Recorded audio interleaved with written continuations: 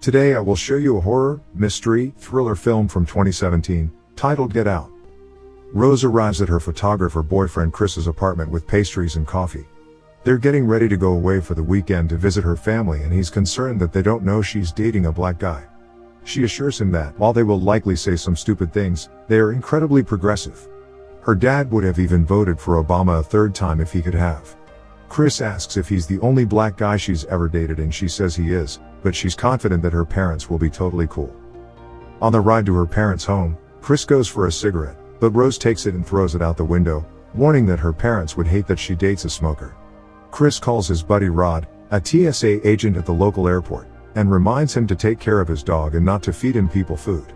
Rod, disapproving of Chris dating a white woman, berates him and says visiting the white folk is a bad idea.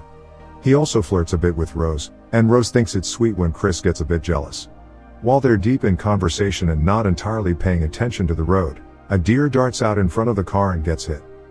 They pull over to investigate and call the police, who ask what they're doing in the area. Rose tells them that they're visiting her family who live nearby. The officer asks to see Chris's ID, but Rose steps in and says that because he wasn't driving there's no need for that.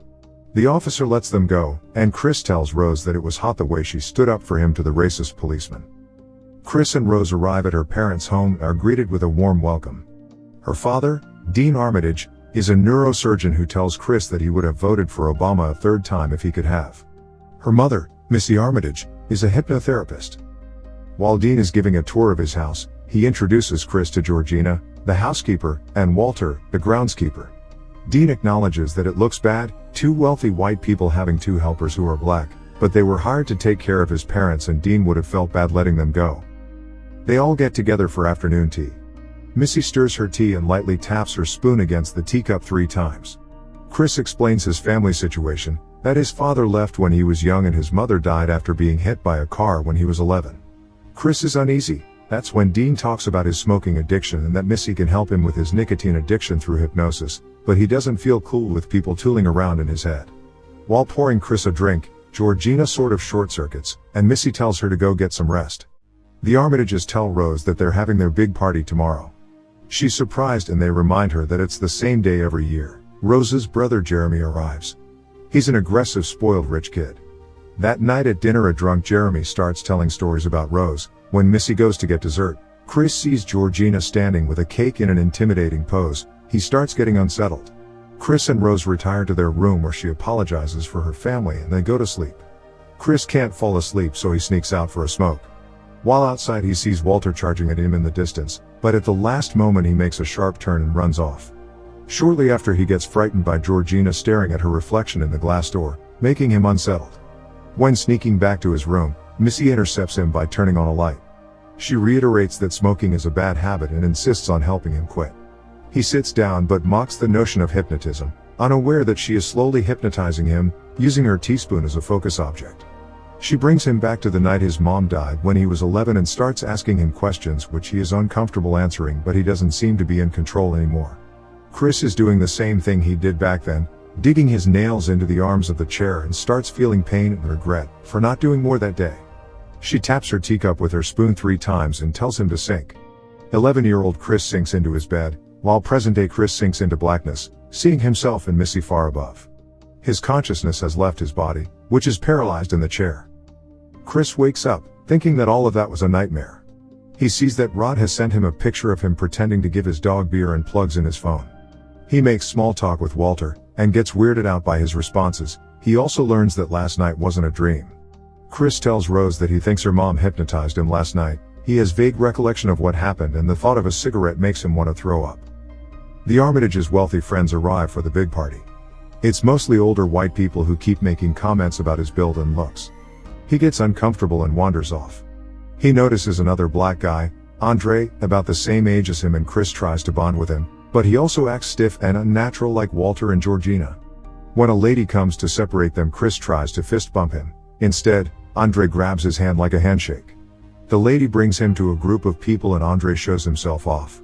Something about him feels familiar to Chris. He then leaves and finds a blind man named Jim who says that all the people at the party are ignorant. He's an art dealer and Chris is well aware of who he is. Jim says that he's a fan of Chris's work.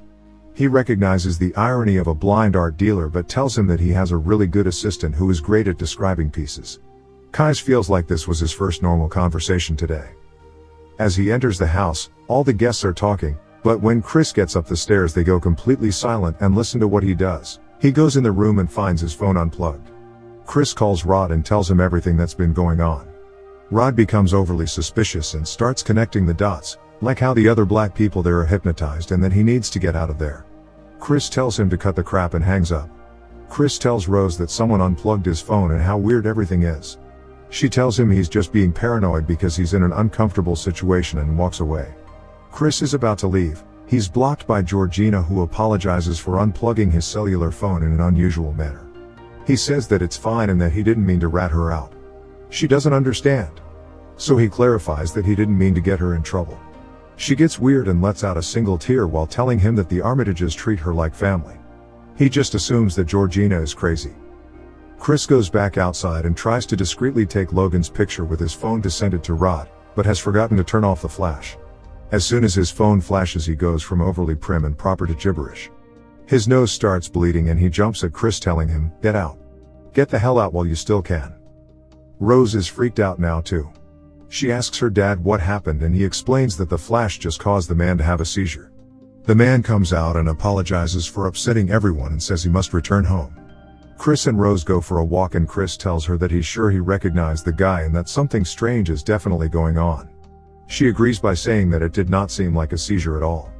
Chris says that he'd really like to go home now. Rose reluctantly agrees.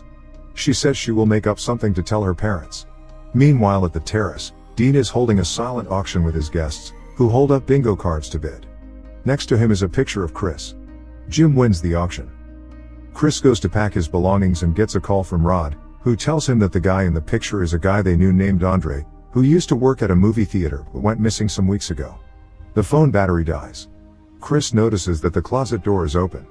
He looks inside and finds a red box filled with photos of Rose posed romantically with many other black guys. There are also photos of her with both Walter and Georgina, who don't resemble the robotic versions Chris has met. Apparently Chris isn't the first black guy Rose has been with after all. Rose returns and Chris says that he needs the keys to put their bags in the car. She looks for them in her purse as they make their way downstairs. Jeremy is blocking the front door. Dean and Missy are there too. Jeremy aggressively nears Chris, but Missy and Dean tell him to calm down. Chris keeps telling Rose to get the keys. Missy and Dean tell Chris that they don't want him to leave. Chris asks for the keys again, and Rose says, very calmly while holding them in her hand, "You know I can't give you the keys." Chris finally realizes that Rose also is in on whatever this is. Jeremy attacks Chris. Missy clinks the teaspoon on her glass, causing Chris to sink back into the void again. The Armitage family drag him to the basement. Rod keeps trying to call Chris, but it's going straight to voicemail. He looks up the guy's picture Chris sent him and sees that he went missing half a year ago. Rod goes to the police, explaining his theory of some white folks brainwashing black people and making them their slaves. Police burst out laughing. Nobody takes him seriously. Chris wakes up to find himself strapped to a chair in front of a mounted deer head and an old TV set. He watches a video made by Dean's father that talks about immortality. The teacup and spoon appear on the screen, and he blacks out again. Rod tries Chris's phone again and Rose answers. She lies by saying that Chris left 2 days ago and she's concerned about his whereabouts. Rod tells her that he went to the police and Rose seems concerned. Rod starts to realize something is wrong, so he tries to record the call, but when he starts talking to her again, she tells him she knows he has the hots for her. He tells her she's crazy and hangs up. Chris wakes up and Jim is on the screen. He tells Chris that they're going to swap brains. The other people at the party were all about being black, but Jim couldn't care less about that. What he really wants is to be able to see the world through Chris's eyes. Dean has perfected the neurosurgery to make this all possible, and Missy hypnotizes the body donors to prepare them for the procedure. He will continue existing in the void but will be able to continue as sort of a passenger. The flashing is an unfortunate side effect, as they saw earlier at the party. With a ting of the teaspoon, Chris is out. Dean and Jeremy prepare Jim for a brain transplant. Jeremy goes to get Chris. He is unconscious. Jeremy takes off his restraints, and as he's getting infusion ready, Chris smashes his head with a ball, knocking him out. Chris stuffed padding from the chair in his ears to block the sound of the teaspoon. Dean calls for Jeremy and goes out of the lab area to look for him. Chris rushes him and impales him with the deer antlers from the other room. He knocks over a candle that ignites the blanket covering Jim. Chris goes upstairs and finds Missy. She goes for the teacup and spoon, but Chris beats her to them and smashes the cup. Instead, she attacks him with a knife, impaling his palm. He turns the blade in his hand and stabs her to death. Chris goes for the front door, but Jeremy jumps him and puts him in a chokehold. As Jeremy kicks the door, Chris stabs him in the leg, breaks his skull with brutal head stomps, and takes his keys. Rose has earbuds in and isn't aware any of this is going on. While she listens to music, she is Googling images of handsome-looking black men with good physiques. Chris runs outside and gets into Jeremy's car. He starts driving but hits Georgina. Rose hears this through her earbuds. He can't just let Georgina lie there, so he gets her in the car and continues down the driveway. Rose gets out of the house with a gun and whispers "Grandma." Georgina wakes up and attacks him. In the process, her wig falls off and he sees she has a scar across her head from a brain transplant. They crash into a tree and she dies. Suddenly, the rearview mirror is blown away. Rose is coming after Chris with a rifle. From out of nowhere, Walter runs past Rose to pursue Chris, and Rose says, "Get him, Grandpa," as he tackles Chris. They wrestle on the ground, and Chris takes his picture. Flash. Walter turns and asks Rose for her rifle. She gives it to him, and he shoots her in the stomach before turning the rifle on himself. Rose is on the ground bleeding out. She puts a hand on his cheek and tells Chris that she loves him. Chris starts to choke Rose but stops. A police car pulls up. Rose calls weakly for help, knowing how it looks and that Chris will be held responsible for everything. But it's Rod stepping out of the police car. Chris gets into the car. Rod looks at the chaos and says, "Man, I told you not to go in that house."